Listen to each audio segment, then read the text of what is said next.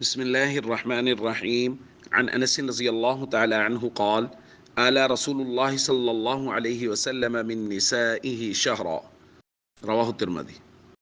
حضرت انس رضی اللہ تعالیٰ عنہ بیان فرماتے ہیں کہ نبی کریم صلی اللہ علیہ وسلم نے اپنی ازواج مطہرات کے ساتھ 1 ماہ کے لیے ایلا کیا، یعنی اپنی ازواج سے نہ ملنے کی قسم اٹھائی۔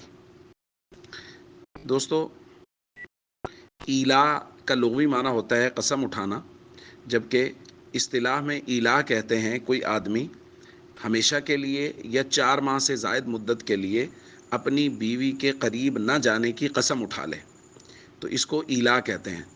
اب اگر یہ 4 ماہ اپنی بیوی کے قریب نہیں جائے گا تو اس کو طلاق ہو جائے گی۔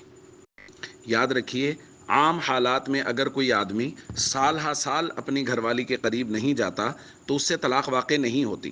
ہمارے ہاں یہ بات بھی ایک معروف ہے کہ جی اتنا عرصہ تک اگر بیوی کے قریب نہ جائیں تو طلاق ہو جاتی ہے۔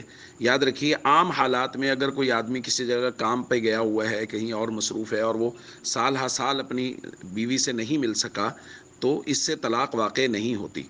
یہ صرف اسی صورت میں ہے جب کوئی آدمی قسم اٹھائے کہ میں 4 مہینے تک اپنی بیوی کے قریب نہیں جاؤں گا یا ساری زندگی اپنی بیوی کے قریب نہیں جاؤں گا، اور وہ پھر نہ جائے تو پھر یاد رکھیے پھر طلاق واقع ہوگی۔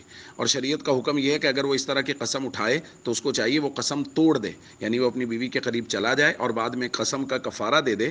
چونکہ اگر کسی ایسی چیز پر قسم اٹھا لی جائے جو شریعت کی نظر میں ناپسندیدہ ہے تو قسم کو توڑ دینا چاہیے اور قسم کا کفارہ دینا چاہیے۔ ظاہر ہے بیوی کے ساتھ اس طرح قطع تعلقی کرنا یہ شریعت کی نظر میں ناپسندیدہ ہے، اس لیے اپنی بیوی کے پاس چلا جائے اور قسم کا کفارہ دے دے۔ لیکن میں پھر بتا رہا ہوں کہ یہ قسم کی صورت میں ہے، اگر 4 مہینے سے زیادہ دور رہے گا تو طلاق ہو جائے گی۔ عام حالات میں کوئی آدمی جتنا عرصہ بھی اپنی بیوی سے دور رہے طلاق واقع نہیں ہوگی۔